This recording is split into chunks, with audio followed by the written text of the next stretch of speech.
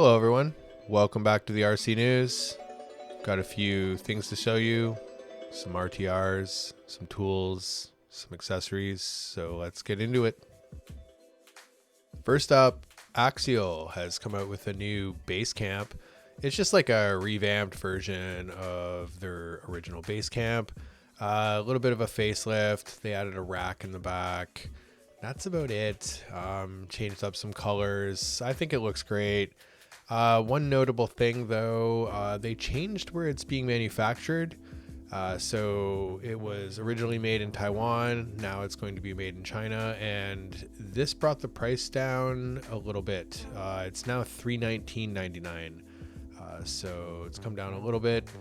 Yeah, to be able to get a sweet truck like that for $320 it's pretty good. Good entry into RC, super upgradable, and you know, you can even put an I-beam kit on it from Proline. So yeah, check this thing out if you want to get into rock crawling. It's definitely a good place to start. Traxxas has an e-buggy. Where did this come from? Looks like there's two versions. It's called the Jato 4x4. One is a 2S version, one is a VXL version. The VXL version is more the racy looking one. So you're gonna see some of these on the track next year. That's kind of exciting. I know a couple guys at my local track are thinking of getting one just to prove a point and beat the higher end, more expensive buggies. There'll be a lot of upgrades for this to come. And yeah, Traxxas used to race back in the day in the 90s. I used to have an Eagle, and I'm really excited that they're doing this again. I hope they come out with more race platforms. It would be really cool to see, kind of part of their original heritage. And yeah, I'm excited to see this thing. GL Racing has a new release. They've come out with a 1/28 scale F1 chassis. Now, if you don't know what GL is, GL makes some amazing little race cars. They're mini Z size, 1/28 scale, a lot of carbon fiber, you know, very detailed, lots of upgrades available, and they're extremely fast. I have one of their 4-wheel drive touring cars, and it's super cool. It's super fun to drive. So definitely go check out GL if you want to see, if you're into touring cars or into on-road racing. You'll really like these because they're just mini versions of it. And this F1 car is a new release. They've been hyping it up for a while. You know, there's quite a few little, not quite a few, but there's a few little 1/28 scale F1 cars, and this one's a new addition. And they keep coming out with kits left and right. They've got a little drift car, they've got a touring car, 2-wheel drive pan cars. So go check out GL if you haven't. There's other companies like Reflex and Atomic that make similar cars. Reflex is kind of the high-end one, but GL makes some super nice stuff. So yeah, go check it out. It's definitely something, it's a challenge to put together, that's for sure. You know, usually the instructions are kind of hit and miss, and it's a bit of a challenge, but once you get it together, and you're good to go, and they're super fast. Probably like, why is this dude showing me a parts tray? I'm only showing you for one specific purpose. This is T-Works. They make a bunch of stuff, but this little parts tray here has something on the front that I think a lot of parts trays are missing. A little measuring device here. You can measure the diameter, you can measure the length of a screw. When you're building a kit, you're like, is this the 5 mil? Is this the 8 mil? What are they doing? Just throw it in there. Confirmed. I think this is pretty good. It's an alloy parts tray, and it's about 40 bucks. Next up, Charisma has made this. Man, this Range Rover, it looks pretty cool. It looks very scale. It will definitely hold up better than the full-size Range Rover.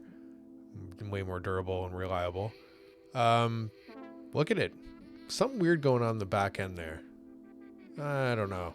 It looks great though. It does. Body's a little odd. $497, 1/10 scale crawler, trail truck, 500 bucks, RTR. 285 millimeter wheelbase, give you an idea. So looks cool. 500 bucks from Charisma. Wonder about parts availability, things like that, comparable prices to other RTRs. But yeah, 500, something unique. It's got a good stance to it too. LED ready, so no lights, no biggie. But it comes with everything else you'd need. Charisma makes some pretty cool stuff, so yeah. Injora making, I think, their first upgrade for the Redcat Ascent 18. So the Ascent 18 is a really cool little mini crawler, if you don't know. It's kind of a mini comp crawler. It's very good, actually. And yeah, you got some brass and alloy axles from Injora.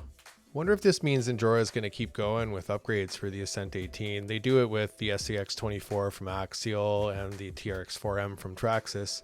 So maybe they'll keep going making chassis. The cool thing about Injora is you can kind of order bits and pieces and build your own custom truck. If you know what links you're using, what axles, just kind of piece stuff together. It's definitely making it easy for people to get into crawling and mod stuff. And I think it makes it a lot more accessible for a lot more people. You can buy them either front or back or as a pair. It's a real easy way to add some weight to a little 1/18 scale crawler, make it perform a little better. So yeah, go check these out. Nice to see them doing some stuff for Redcat. I thought these were pretty cool. Turns out Furitek makes some chassis for the Losi LMT 1/18 scale, the little mini LMT. That rainbow one looks super cool. Yeah, so if you got an LMT and you want to spice it up a little, you can get a green one, a blue one, or a rainbow one. It looks pretty cool actually on the truck, as you can see here. It'd be a good base too to possibly build up your own LMT 18. There's so many available aftermarket parts now. You could almost build one of these just by piecing it together from aftermarket parts. So pretty cool to see. Look at this thing, Capo Cub 3. I saw this out there. Look at that rendering. Like, does it come with airbags? I don't know. I'm so curious about this. It looks, if it does come with airbags and all that, you know, hydraulics and air and piping and that they're showing in the rendering, then who knows? It looks like this company, I can't even pronounce her name, Kayaz RC Model Studio. I'm sorry. But yeah, it's pretty crazy looking. I'm just putting it in here because it's something to keep an eye on. Like, what is it going to look like when it actually comes out? Like, look at that. Really? Are you really going to make it like that with the airbags and everything? I'm so curious. So anyway, we'll be on the lookout for this thing. I'll probably throw it in the news every now and then to follow it along to see what goes on. Don't worry, this isn't going to be another Xray rant.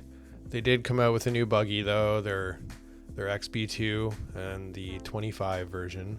So they've just updated their carpet and dirt version of their two-wheel buggy.